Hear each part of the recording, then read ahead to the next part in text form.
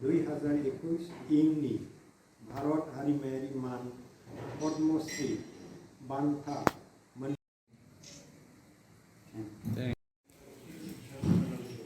Award एबा बान्थाखौ मोननानै गोजोननाय मोनदों। मानो होननानै बुङोब्ला जोंनि बर'फोरनि गेजेराव दासो जों साथाम पद्मश्री एवार्डखौ मोनदों आरो सिगाङाव आं गोजोननाय मोनदों 2005 मायथाइयाव जेब्ला साहित्य एकाडेमि एवार्ड बान्था मोनो आरो गिबिसिन बर'फोरनि गेजेराव बान्था मोननानै आं गावखौनो गोग्गानाय मोनदोंमोन। इयुन जोलै एबा फिउचार जेनेरेसननि थाखाय जोंनि दा दावगाफुनाय लिरगिरि गोदान लिरगिरि बयहाबो बिबान दं आरो आंबो सासे लिरगिरि हिसाबै भारत सरकारनि गनायथि मोननाय सासे साहित्य एकाडेमि एवार्डी हिसाबै बेखौनो आं खावलायो दानि जाखांफुनाय लिरगिरिफ्रा इयुन जोलैनि गोबां बाथ्राफोरखौ गोथौ बिजिरनानै लिरनानै फोसावनांगौ। जोंहा गोबां फोथार दं, फिल्ड दङ। बे फिल्डफ्राव थब्ल'नानै गोथौयै नायबिजिरनायनि गेजेरजों एबा बिजिरसंनायनि गेजेरजों रिसार्च वार्कनि गेजेरजों बेफोरखौ सोराङाव लाबोनांगौ आरो फोसावनांगौ। आरोबाव जाहाथे इयुन जोलैया बेफोरखौनो बिथा खालामनानै साबसिन हामसिन थुनलाइ सोरजिनो हायो आरो बिहोमा होलांनो हायो। बे 8थि फारिलाइयाव जोंनि बर' रावा थिसनजानायनि उनाव बुंनो थाङोब्ला जोंनि गेजेराव मोनसे जावरिखांनाय फैदों आरो बे जावरिखांनायानो जादों गोदान खन्थाइ, रायथाइ, फावथाइ, सल'मा, दावबायनाय, ट्रेभेलग लिटारेचार जायखौ बुङो। बे बिथिङाव बुंनो थाङोब्ला गोथौयै बिजिर लिरनानै थुनलाइ सोरजिगासिनो दङ आरो बेनि थाखायनो जोंनि गेजेराव दावबायनायनि सायावबो ट्रेभेलग लिटारेचारनि सायावबो जों गोथौयै नोजोर होनांगौ। आरोबाव जोंहा फावथाइ आरो गुबुन फावथाइनिनो बिबान एबा दालाय जेरै मोसामु फावथाइ, डान्स ड्रामा, सुबुं फावथाइ बा दिन्थिगासे फावथाइ, आबुं फावथाइ बे फारसेबो गोथौयै आरोबाव दांग्रोमनानै जारिमिनारि, बुहुमखौराङारि बा बेबायदिनो खन्थाइमायारिनि सायाव गोदान फावथाइ लिरनानै बिहोमा होनांगौ आरो इयुन जोलैया बेफोरबायदि खामानिखौ दा गोसो गोथारै मावगोन होननानै आं मिजिंथियो। आंनि बिजिरनाया बेनो बर' राव थुनलाइखौ गोख्रोङै जोङो दानानै गायसंनानै लानो हायोब्ला आरोबाव बिजों लोगोसेयैनो बर' बिजों जायखौ बुंनाय जादों बर' मिडियाम अफ इन्सट्राक्सननि सायाव गोथौयै नोजोर होनानै जोंनि फरायसाफोरखौ बे फारसे इन्टारेस्टेड खालामनांगोन। गारजियानफोर, बिमा बिफाफोरनि गोसो बोगथाबनो हानांगोन। आरोबाव बर' बिजोङा रोखायै गोख्रोङै गसंथिनो हायोब्लानो बर' राव थुनलाइया जोङो उन्दै हारिनि राव थुनलाइ होननानैब्लाबो बियो माब्लाबाबो गोमोरनानै थांनाय नङा। मानोना बर' बिजों थिसनजानायनि उनावनो जोंनाव गोदान लिरगिरि, गोदान थुनलाइगिरि एबा बिजिरसंगिरि, रिसार्च स्कलार जोनोम जादों। दा जोंनि बर'नि सायाव रिसार्च खालामनांगौ, बर'नि सायाव थुनलाइ सोरजिनांगौ होननानै बुङोब्ला जोङो बर' बिजोंनि सेर जोङो आवगायलांनांगोन आरो लामा दिन्थिलांनांगोन। आं बेखिनिखौ बुंनो सानो।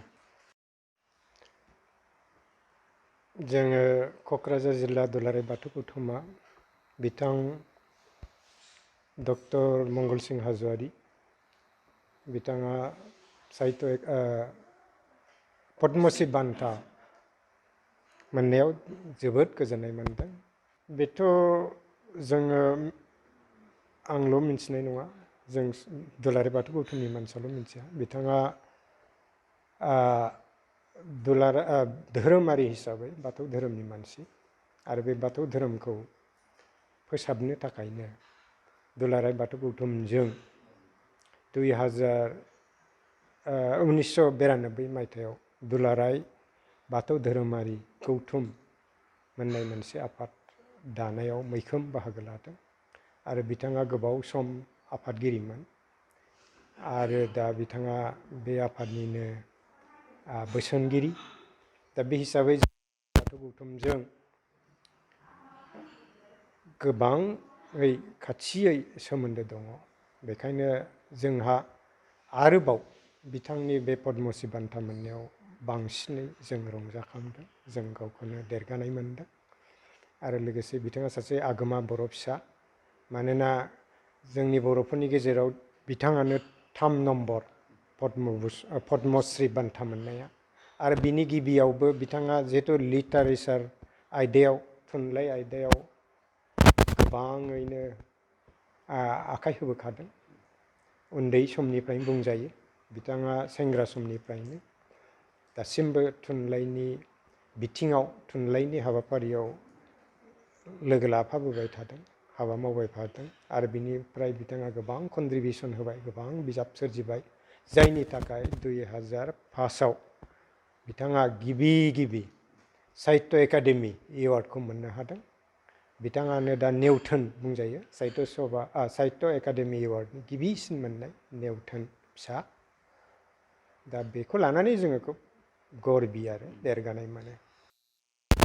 धोरोमखौ गोसार होनांगौबा धोरोमा बयजोंबो नाजावजानाय जानांगौ। दा बेखायनो नाजावजानाय धोरोम खालामनो थाखायनो बे दुलाराय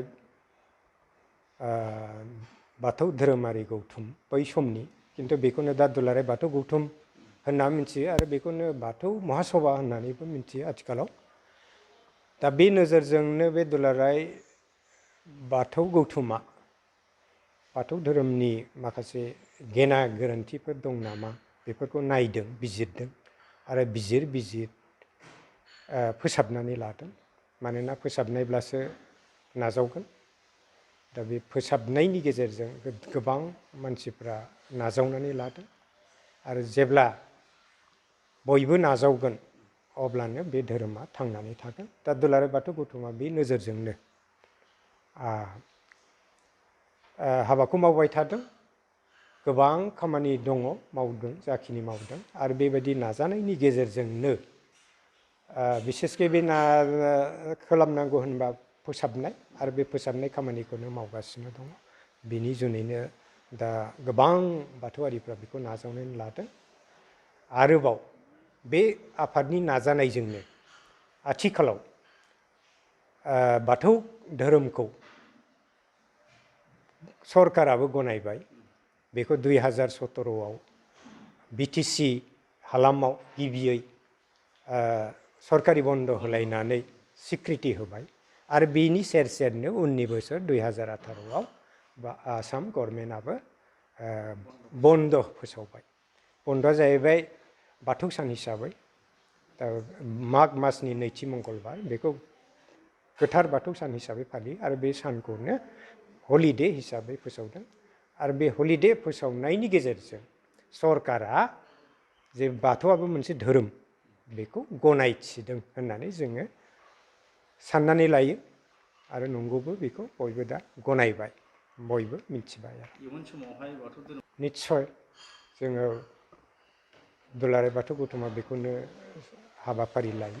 गोबां हाबाफारिनि गेजेराव जेनेबा जोङो बेखौ फोसाबनायनि आदब खायदा गोबां लादों, बेखौ आं दिनै बुंजोबलिया। बेनिफ्राय नैबे बाथ्राखौ आङो बुंनो लुगैदों बिनि गेजेरावनो जे बाथौ धोरोमारि मानसिफ्रा गिबियावथ' बर'फ्रा बाथौ धोरोमारि जोबमोन गिबिथाराव।